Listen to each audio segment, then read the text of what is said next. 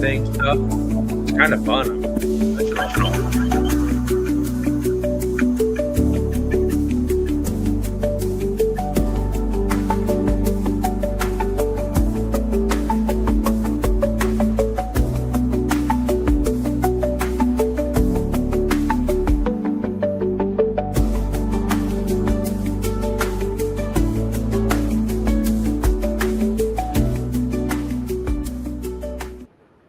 Welcome to Rock and Recovery. I am your host, Jay. Today, I've got a special guest. She's a doctor. Who knew? A doctor. Hopefully, her name is Mala. Yeah. Okay. Whew. I almost butchered that. I butcher names all the time. So, I mean, people are just used to me butchering names. Don't ask me to pronounce a name unless it's like my last name, Bush. But it was fairly easy, so I didn't ruin it. Yeah. How are you? And thank you for coming on. Good. I'm good. Thank you so much for having me. I'm excited to be here with you today. That is awesome. I'm always excited for new people, new stories, new messages, and new hope. I know you're an expert in your field. At least I hope so. I try to be. Hey, we can all learn something sometimes. Always learning. Yep. That is awesome. So why don't you tell us a little bit about yourself and what you do, and we'll go from there. Sure. Yeah. So my full name is Dr. Malasri Chaudhery-Malgeri. So short, Dr. Mala. Yeah. And I'm the Chief Clinical Officer at Recovery.com, which I'll tell you about in a moment. I'm also the founder of my own company, the Synergy Center, where we do virtual wellness services. And that's mainly now my husband's business, but I'm just there to help out whenever possible. Recovery.com, though, is definitely a place that I'm passionate about. It's essentially a website that focuses on connecting people to care. And with the work that I do as the Chief Clinical Officer, our clinical department's main mission is really reinforcing a sense of recovery literacy, so that recovery can feel and be actually accessible for anyone, no matter where they're at in their journey. So I'm very passionate about everything that I do. And my own personal mission has always been to try to remove the barriers to finding care, to connecting to care. So that's why I do as much work as I can in the respective areas that I just mentioned to be able to further that mission. So how do you go about integrating that? Yeah, into the day-to-day. Yeah. It's easy from a clinical perspective. Like, one of the reasons why I even started the Synergy Center was because I got frustrated with, the barriers that are put up with insurance companies and, essentially providers who charge an exorbitant amount of money, per session. I'm not saying that providers shouldn't be, asking for what they feel they're worth or their time, but it often does act as a barrier to individuals who really need that care. So the Synergy Center tries to provide that affordably, and really tries to make accessibility to somebody who's a provider easy, and looks at life holistically. So we're not just looking at coaching or therapeutic services as what we offer. We also offer things like wellness services, fitness services, things like that, because we want to be able to address the whole person. So that's one form of integration.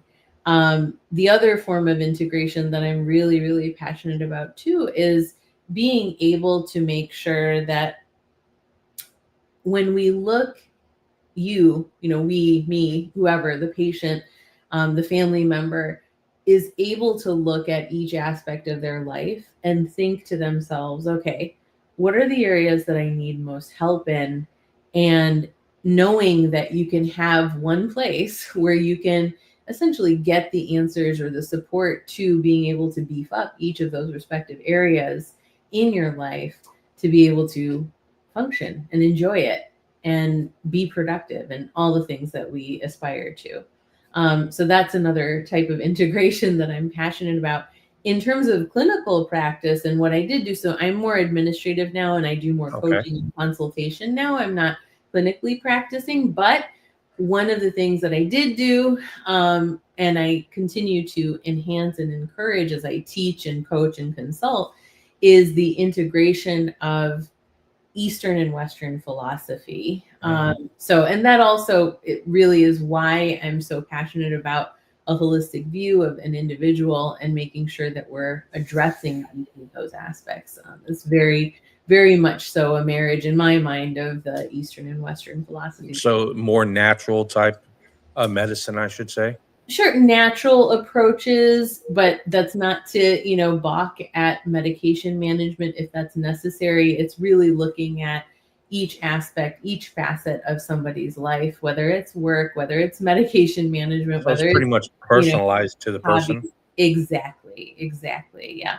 And I'm instead so of a one size fits all type thing. It's very right. personalized, very individualistic. Exactly. And as a provider, it's really important to not think like, oh, the only thing I know or have in my wheelhouse is, for example, CBT. So, if you don't like CBT as a patient or a family, then I guess you're out of luck. You want to be able to have as many tools in your toolbox to be able to meet the person where they're at and be able to serve them. And I'm so thankful that now a lot of the treatment centers that are out there, a lot of the providers that are out there, and the curricula that's being taught is multifaceted that way, so that we can really meet our patients and their family members and loved ones where they're at.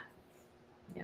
That's awesome. So what are some of the myths or misconceptions about mental health and addiction? Oh my goodness. I think there's so You're like, many. oh, there's so many. Oh, there's so many. There's so many. I think the biggest thing, and we talk a lot about this, is that for so many centuries, society, cultures, have reinforced this idea that silence and stoicism is strength, you know, and that talking about mental health issues and concerns, or getting help for mental health issues and concerns, is a sign of weakness. And as an extension of that, you then get stigmatized, and there's so many stigmas that are involved with this area of mental health, of recovery. I'm so grateful we're living in an era now where we have started to talk about it more, and we also are advocating more, and that's a beautiful thing to see. I do think that with where we're at in the state of the world, I'm not going to bring politics into anything, but where we are in the state of the world is causing a great deal of stress. It's asking a lot of questions, posing a lot of questions, and that is increasing fear in many people again. So much so that I'm seeing kind of a regression because of that fear, and being able to freely talk about things and feel like we can freely talk about things. So I am a little bit concerned about that. But because we have been on this, trend of advocating and talking about mental health, and really recognizing mental health as good health practice, like practicing going to, your therapist, or engaging in self-care, that all of that is now more part of our lexicon, our daily lexicon. And that in and of itself is such a beautiful evolution from where we were, and it's helping with destigmatizing. So I think one of the biggest problems that we faced in this area is the fact that silence has been, something that's been reinforced for centuries, and I don't want us to live there anymore. Yeah. Absolutely.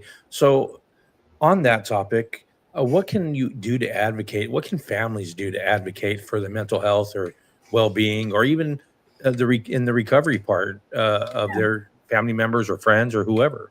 Yeah, absolutely. And a great question. I mean, the biggest thing is talking, communicating, and knowing that in discussing mental health, issues and concerns, or just mental health as health, good health practice, it's a first step. It's really good. So let me put it to you this way. If you have heart problems, or if you want to make sure that your physical body is okay, you're going to go to your primary care physician regularly, right, for your annual checkup. If you have cardiovascular issues, you're going to go to a cardiovascular, surgeon or, provider. Well, if your mind, which is everything that it's the brain, is essentially organizing and structuring the entire functionality of you, and how you are within your days, is not feeling right in any way, shape, or form, why not go to the person or the people who would be able to help you take care of that, right? So, to that end, everything from a coach to a peer support specialist to a counselor to a therapist to a psychiatrist to a neurologist fall within that category. So whatever the needs are, I think we need to focus on allowing that to be part of the norm and the day-to-day, which again, I'm thankful is happening more now in this era. Way back when I first started in this field, it wasn't. It was a very stigmatized field. So I've seen that evolution. I'm thankful for that. But why not have that be part of the day-to-day? Why isn't it as normal or natural as going to a cardiologist? So I would say let's bring mental health and the conversation of mental health into the day-to-day, and recognize the fact that it is, something that we work through, contend with, is with us, on a day-to-day. Otherwise, I wouldn't be even sitting here having a conversation with you if my brain wasn't functioning properly, right? So yeah. It should be like a normal doctor's visit, a doctor's checkup. There should be nothing wrong with that. But there's so much shame in admitting that you might have a mental health issue, or somebody else using it against you. Oh, he's just batshit crazy, or she's just crazy. When you're actually going through a very rough time. Yeah. How are you supposed to deal with that? So, I mean, again, those stigmatizing languages, like the verbiage there that you just said, I personally always encourage people not to be like, oh, that's crazy, because the implications with that are not great. But how to deal with it, is, again, for myself, I focus on making sure that we can talk about it, that we hold space to talk about it. So I'll just give you an example, a really very heavy topic, important topic, chronic suicidality. Okay. People don't understand it. People are afraid of talking about it. You say the word suicide, suicidality, and it can mean a lot of different things, but the knee-jerk reaction to something like that is fear, right? And the biggest stigma with this topic, and by extension mental health, is that if you talk about it, then you're going to somehow trigger something negative. But the reality of the situation is the minute you ask the question, hey, I've noticed you're not doing so well, are you okay, right? Something simple as that. Or if you know that there's some type of ideation going on and you say, are you suicidal right now?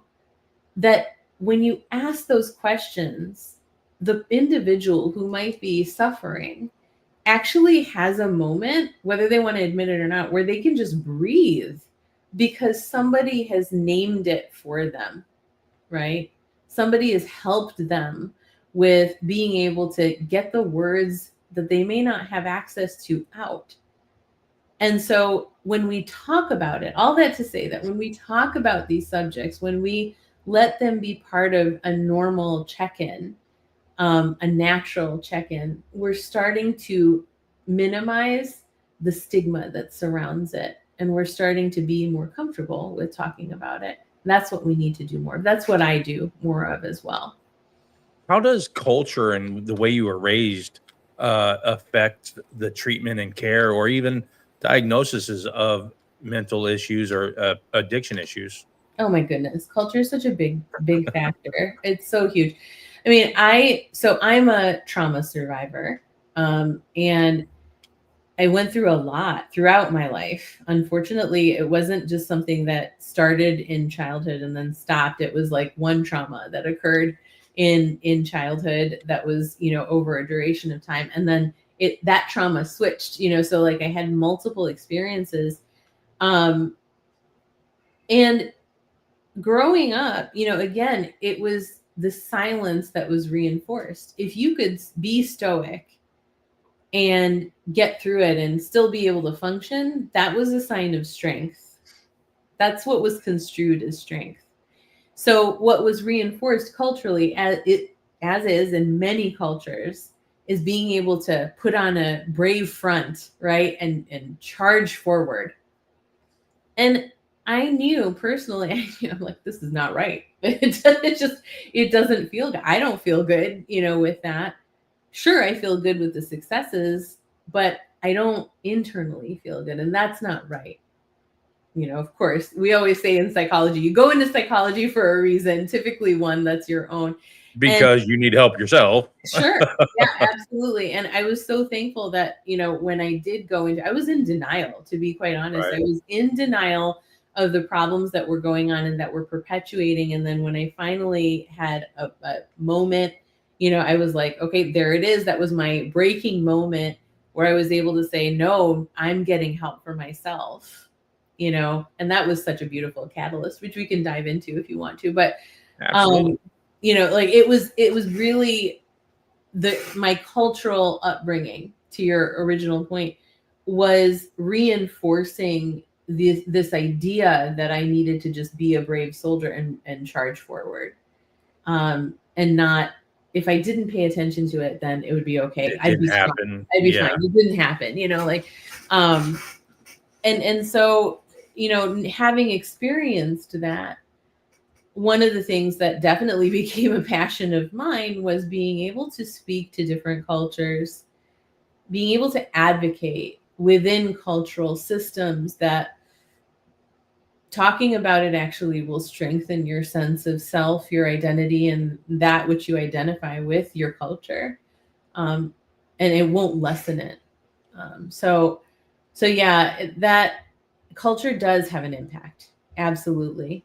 Yeah. I know you said you were a trauma survivor yourself. Mm-hmm. How did you survive that trauma, and what did you do to get out of it? And Yeah.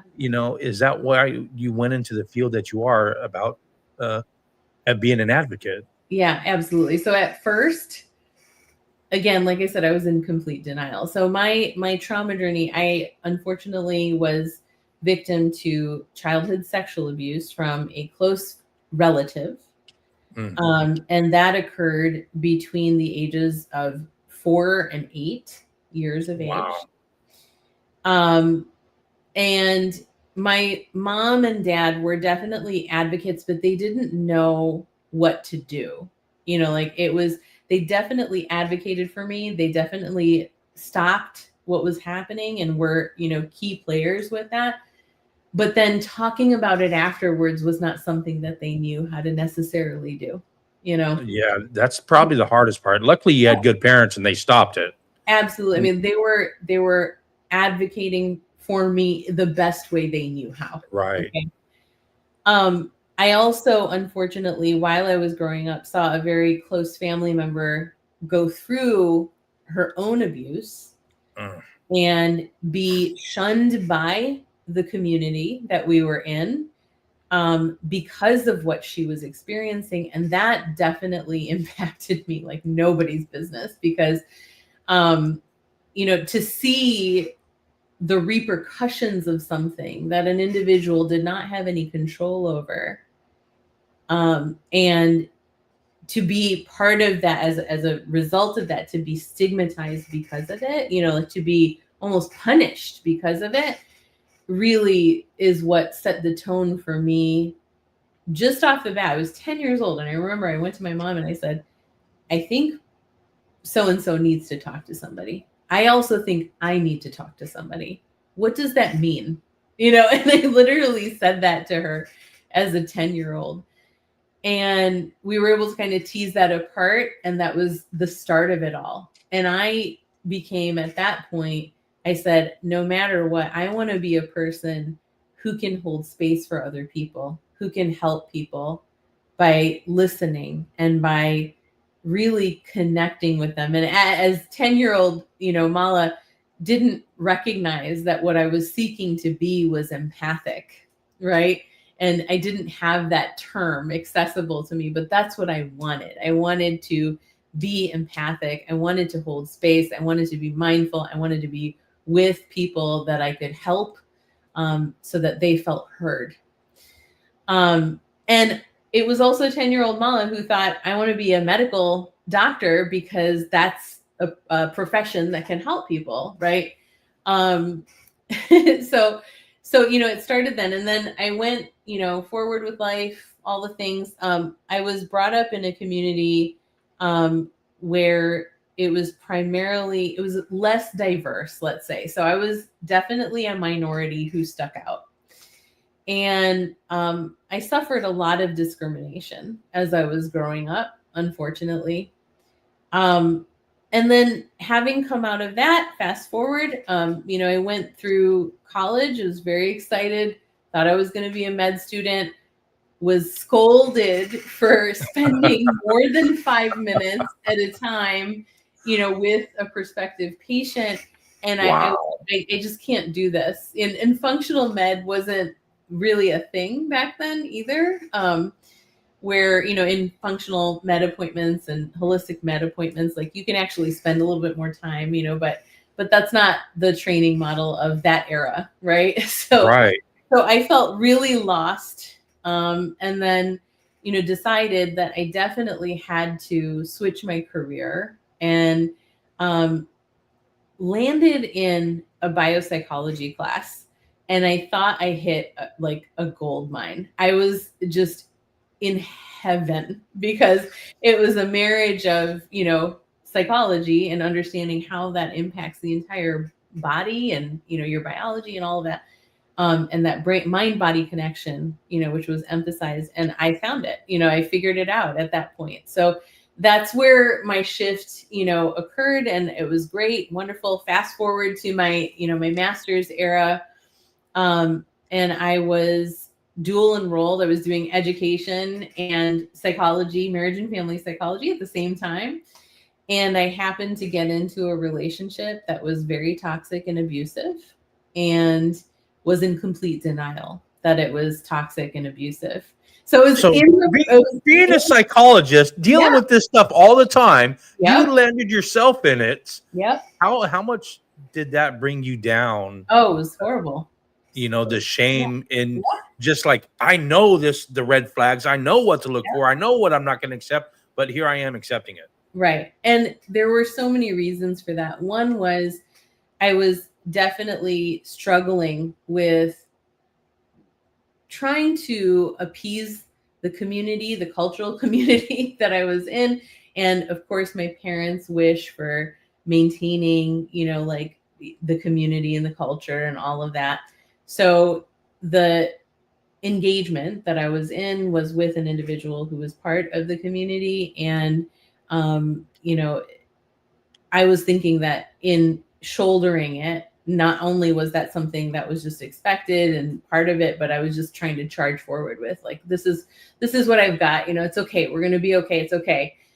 And then there's, of course, like this cycle of abuse, which is such a horrendous, horrible, horrible cycle that is hard to break. And not, again, create all of those factors created this veil that made me think, if I shoulder this, if I'm stoic, it'll be okay. If I just keep charging forward, it'll be okay. And that was ingrained in me, right? Keep going and you will survive was essentially what I learned early on, and so it extended. And then I literally can describe to you the breaking moment, no pun intended, where there was a physical altercation. And I don't want to trigger anybody, but there was a physical altercation where I definitely got injured. My head hit the floor. There was shattering glass. And I literally lay on the floor thinking, are you are you absolutely out of it to not realize that this is not right? Right. And I remember feeling the tears, falling down my face, and being able to actually feel the tears. Finally letting myself feel those tears, saying, this is not right. It needs to stop. You need to come back to who you are, because this isn't it. Right. I've got a question real quick. A buddy of mine, Pete versus Anxiety, which I recommend him to everybody. Pete versus Anxiety, go Pete. But he asks, did you feel the community was a key part of your denial that it was also toxic? Yes, absolutely. Absolutely. Now, interestingly enough, I'm Indian. I'm Southeast Asian Indian. And so was he. He was a different religion than my family of origin. And there was a little bit of friction there because of that. And so, because I hate to say this, but because the options were somewhat limited back then within the community, it was like, well, that's okay. It's right. Okay. So you can Just keep acceptable. Okay. Is swept under the rug. Exactly. At least he's Indian. That was kind of the notion that I was carrying.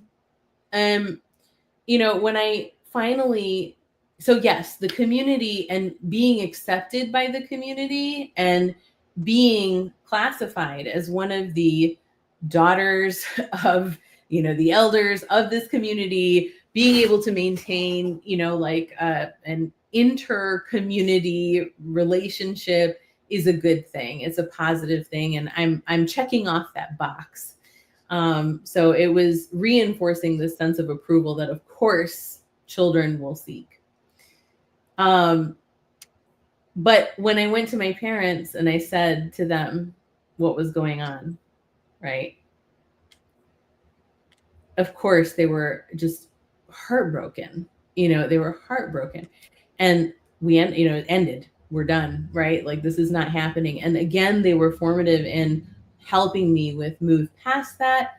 I was in a beautiful program, through university, where I had wonderful mentors that guided me through my own healing process, to which I was able to cobble together my own integrative recovery program. And that was when I realized the power of integration and what needed to really happen with integration from the patient perspective as well as the provider perspective.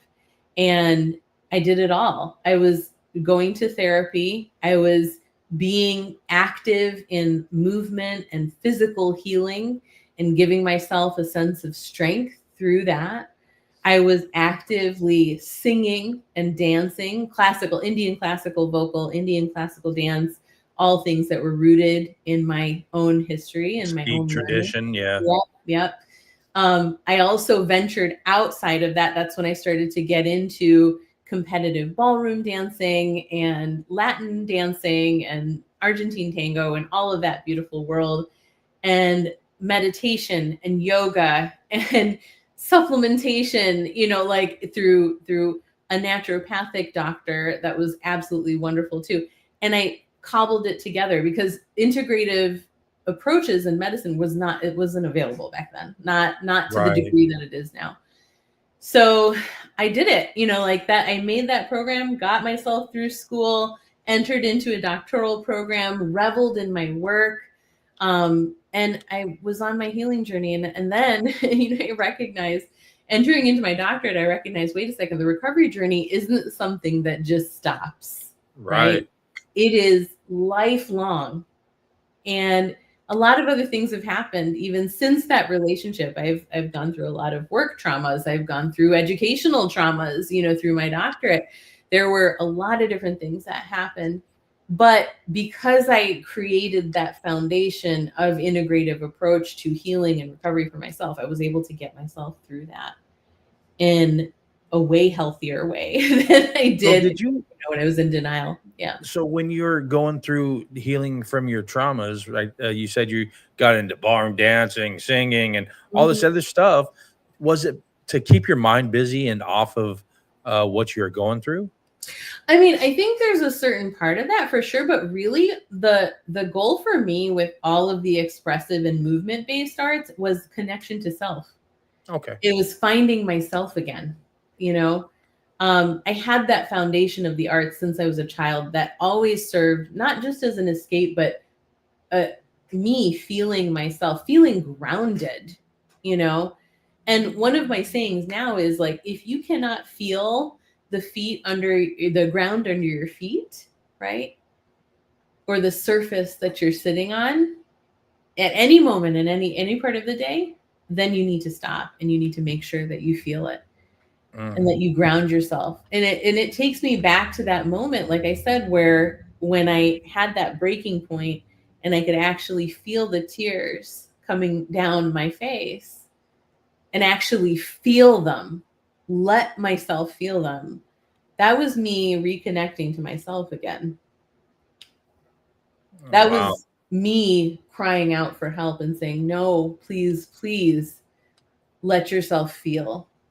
So through your healing journey, Hmm. you found and created this, the recovery.com and all your speaker engagements and everything else. You created this program to help others. So that actually recovery.com comes later. So through all of my healing, I did create the Synergy Center. And that's where, making accessibility to care, having accessible treatments and, programs that are customized to the individual. That's something that I really focused on there because I'm such a proponent of it and passionate about it.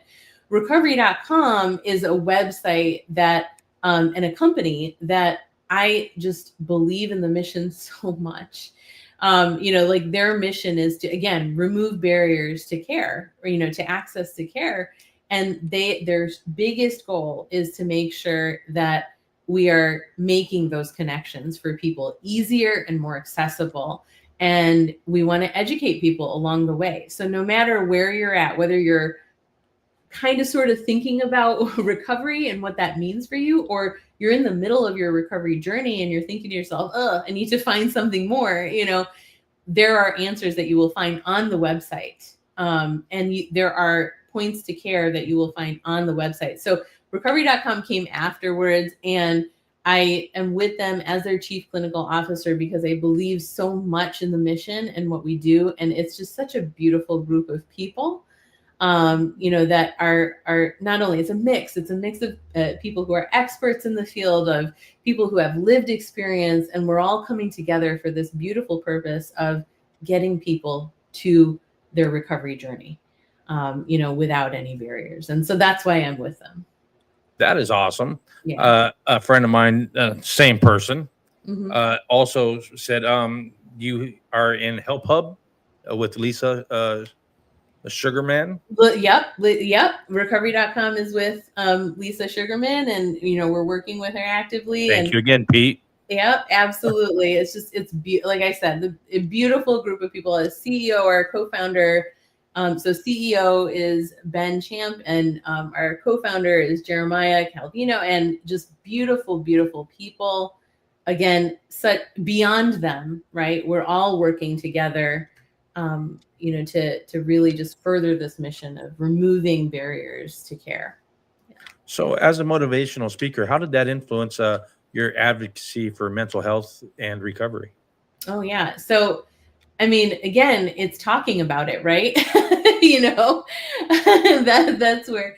So, I decided to get into the speaking network not only because I'm so passionate about advocacy, but also because, my background is in psychology. I love doing research, through recovery.com. Now at recovery.com, we're doing a lot of research and we're answering a lot of the questions that people will have about these heavy topics, about being able to figure out, how to get to care, what care is effective, how to compare care, like all of that. So so yeah, I love being a speaker because it gives me a path to be able to shed light for others, on to answers, to questions that are sometimes confusing and can hinder that connection to care process. What are the biggest challenges that you have found in advocating for others? Yeah, that's a good question. I think sometimes, again, people will get mired down by the fear of stigma and judgment. Um, I think sometimes people don't know where to start, you know? Um, and but that's okay. So it's like, like the fear is such a big one. It's such a big factor because it leads to so many things. It leads to the fear of judgment, fear of stigma, fear of not knowing where to start, fear of the fact that the journey might be a difficult one. We don't want to deal with anything that's difficult technically. Right. Our brains and bodies naturally look for things that are easy, that we want things that are easier. So I think those all in some way, shape, or form act as variables that will be barriers, but it's okay, and this is something that I teach. I'm also a professor.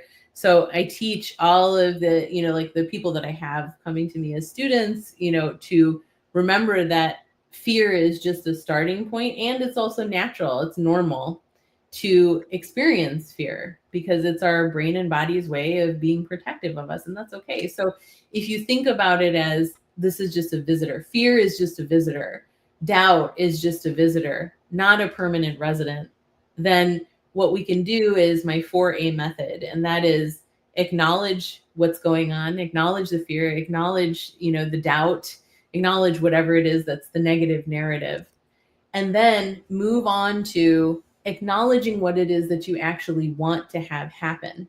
Okay.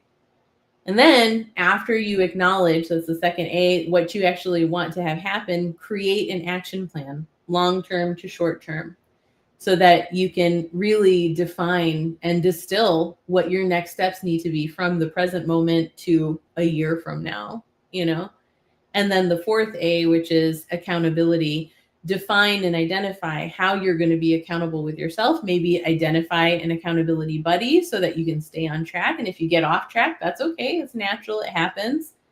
But then have that plan to get back on the path and know that that is okay. And that is and can be part of your journey. So, what kind of support, or what would you tell to somebody that's just a family of somebody that's just thinking about, maybe we should find somebody for, maybe just starting the process of either recovery or mental health, maybe both, because along with addiction comes a lot of mental health issues anyway. Uh, what would be the first steps for them people that are looking for help? The first steps for people looking for help. Yeah. There's a lot. Number one, usually that first step is taken when you're at 2 o'clock in the morning, when you're scared and you can't sleep and you end up Googling, right? We've all been there, right? Yeah. Where, nowadays we're chat GPTing or something. So that first step is often researching. Okay. If you're researching, research with good tools. Okay, that's what I'm going to say. And that's, again, not to put the plug in, but recovery.com is such a beautiful, beautiful place to go because the treatment centers are there in an unbiased way. The educational components are there so that you can make a decision for yourself, being educated, feeling educated. So if you have to do that research, start with good resources, and definitely recovery.com is one of them. The next thing is find a provider that you can connect to. You can ask your PCP, for recommendations as well. If you're doing your own research, find somebody, again, that you can talk to that might be a mental health therapist, a peer support specialist, a coach, a therapist, and just book the appointment and get in to talk. Okay. Of course, if there's any imminent concerns, then you want to be able to get to 988, 911, et cetera, and find those emergency services. Absolutely. But again, the general progression is, if you're going to research with something reputable and helpful, so that you're not throwing fuel on the negative spiral for yourself, and then book the appointment with a provider who can put you in the right direction. So is there an age group that you focus on? Because different ages, they do need different types of support, as somebody in my chat just asked.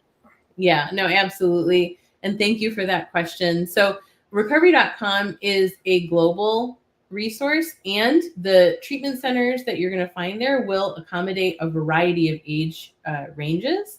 So you can find support specifically for youth, for young adults and youth, should you need that. In terms of me as a provider and what I've done in the past, I actually have specialized across the lifespan. So one of my first jobs coming out of university, newly licensed and everything, was actually as the head psychologist to the pediatric department for traumatic brain injury. So I started off there, but then I expanded, like I said, throughout my career to the entire lifespan, and have had experiences with all individuals. Excuse me. Okay. And I know you advocate for adolescents a lot, Yeah, emerging adults and adolescents. Yeah. Mm-hmm. Yeah.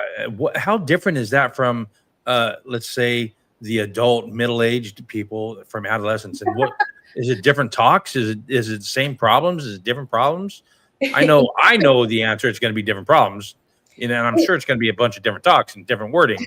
But definitely different wording. When I talk to youth versus when I talk to adults or elderly individuals, it's definitely going to feel and sound a little bit different. But what I love doing is being able to meet people where they're at, right? And you'd be surprised, the topics are universal. So what we may think we only need to talk about to our youth is actually not the case. It spills over throughout the lifespan in many ways, shapes, and forms. So really what I find is, there definitely needs to be a configuration of how we're talking to each age range and age group. But a lot of the themes are the same. I bet, and I know your location is in Florida somewhere. Central Florida. So is mine. I'm in Daytona Beach, so it don't matter. Nice. Yeah. But is it just Florida based, or is it cross country? No. So everything is global. The Synergy Center is global. Recovery.com is also global. And like I said, Ben Camp and Jeremiah Cavallino have done such a beautiful job with reinforcing that, we are here. Not only are we a global company, but we are working very diligently to, help every part of the world that we possibly can. Of course, there's a big focus on the United States, but we're trying to help the world. So yeah. And how about people that have no insurance or on government assistance insurance? Mm-hmm. Is there resources for them?